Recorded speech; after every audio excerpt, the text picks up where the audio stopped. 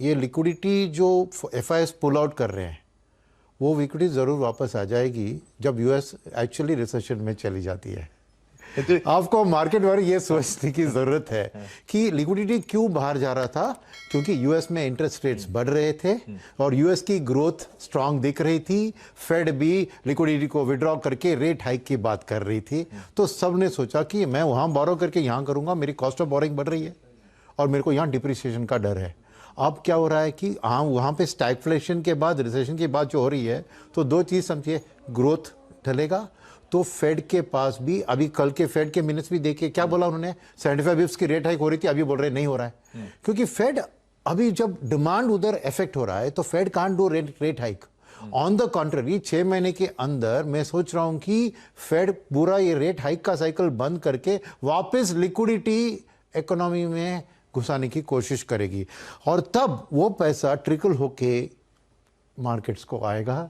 तो इस 6 महीने के जो अवसर है, आपको करेक्शन जो दिख रही है उनकी सेलिंग के कारण, ये बहुत बढ़िया बाइंग अपॉर्चुनिटी होगी।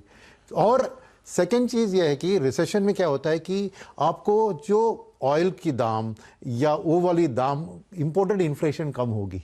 तो इंडिया के ऊपर एफआईएस का डर, एक चीज़ है कि इमर्जिंग मार्केट से पैसा निकालना, दूसरा है इमर्जिंग मार्केट के अंदर कौन से मार्केट से पैसा निकालना। अब ऑयल की दाम बढ़ रही थी तो इंडिया से उन्होंने निकाला, क्योंकि इंडिया के ऊपर असर ऑयल का बहुत ज़्यादा है। मगर अगर रिसेशनरी एनवायरनमेंट है तो ऑयल भी ढलेगा, तो ऑयल ढलेगा तो इंडिया का आउटलुक बेहतर होगा। तो हम ईएम से बेटर प्लेस्ड होंगे। हम ईएम में बेटर प्लेस्ड होंगे। तो जब वो ओवरऑल लिक्विडिटी वापस ईएम्स में आता है, उसमें इंडिया का शेयर भी बढ़ेगा। तो ये एफआई का सेलिंग जो है, मैं मैक्सिमम से 3 से 6 महीने की टाइम फ्रेम में देख रहा हूं। और उसके बाद ये चीज होगी कि अगर यूएस में जरूर रिसेशन आती है तो ये लिक्विडिटी पॉजिटिव है ना। बार बार फेड और ईसीबी को वही हालत है, तो रिसेशन दिखा तो लिक्विडिटी को अब तो ऐसी बात हो रही है, 1 साल डाउन द लाइन हो सकता है फेड को फिर से दरें घटाने की जरूरत पड़ जाए रिसेशन से निकालने के लिए। एग्जैक्टली ऐसी माहौल में आप इंडिया में आ गई है। यस, इन्फ्लेशन यहां भी बढ़ रहा है क्योंकि एक तरफ ऑयल की दाम, इंपोर्टेड ज्यादा है, इंपोर्टेड ज्यादा है। 1 सेकेंड, फूड का कंपोनेंट हमारे इन्फ्लेशन में 40% फूड है।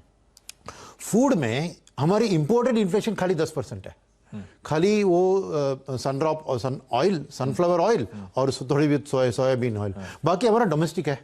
और डोमेस्टिक में अभी मॉनसून अंडमान में आ चुकी है, तो नॉर्मल मॉनसून आएगी तो हमारी फूड इन्फ्लेशन भी ढलेगी।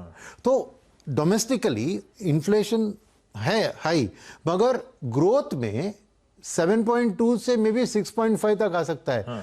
तो हमारी स्टैगफ्लेशन की बात नहीं है, हमारी एक थोड़ी rising inflation but strong growth की बात है।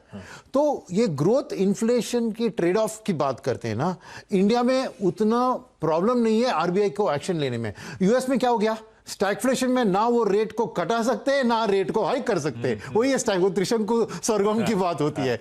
मगर इंडिया में बात ऐसी नहीं है। इंडिया में एक कैलिब्रेटेड, और यहां पे भी देख रही है जो तालमेल है गवर्नमेंट और आरबीआई के साथ।